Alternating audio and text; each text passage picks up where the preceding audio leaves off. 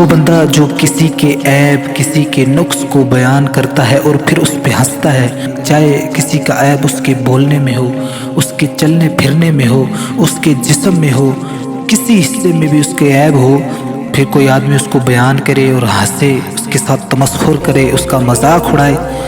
ایسے شخص کے بارے میں اللہ اور اس کے رسول کیا فرماتے ہیں؟ اللہ کے پیارے رسول محمد عربی صلی اللہ علیہ وسلم نے فرمایا، قیامت کے دن لوگوں کا مذاق اڑانے والا شخص جنت کے سامنے آئے گا تو جنت کا ایک دروازہ کھلے گا اور اس کو پکارے گا، آؤ یہاں سے اندر داخل ہو جاؤ۔ وہ بہت بے چینی اور غم میں ڈوبا ہوا ہوگا، اس دروازے سے داخل ہونا چاہے گا، دروازہ بند ہو جائے گا۔ جب وہ دروازے کے پاس پہنچے گا دروازہ بند ہو جائے گا، تو پھر دوسرا دروازہ کھلے گا، وہ اس کو پکارے گا، یہاں سے آؤ، یہاں سے داخل ہو جاؤ۔ یہ شخص پھر بے چینی اور رنج و غم میں ڈوبا ہوا اس دروازے کے پاس جائے گا تو وہ دروازہ بھی بند ہو جائے گا۔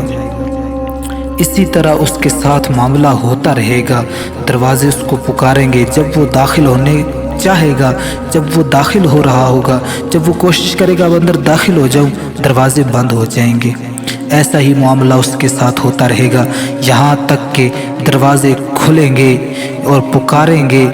اور وہ پھر بند ہو جائیں گے جب داخل ہونا چاہے گا، یہاں تک کہ وہ جنت سے نا امید ہو جائے گا اور نا امیدی کی وجہ سے وہ جنت میں نہیں جائے گا۔ تو بھائیو، اس سے رک جاؤ، یہ تمسخر کرنا، کسی کا مذاق اڑانا، اس کے عیبوں کو بیان کرنا، اس سے رک جاؤ۔ اللہ کے رسول نے بڑی سختی سے منع کیا ہے اس سے کہ کسی کے عیبوں کو بیان کرو، ان پر ہنسو، ایسا نہیں کرنا، اس سے بچنا ہے، کیونکہ ہمارا دین ہمیں اس سے روکتا ہے، ہمارا دین اسلام، ہماری شریعت ہمیں اس سے منع کرتی ہے، ایسا نہ کرو، اس سے باز رہنا چاہیے، اس سے بچنا چاہیے، کیونکہ اللہ اور اس کے رسول نے اس سے روکا ہے، منع فرمایا ہے ایسا کام کرنے سے۔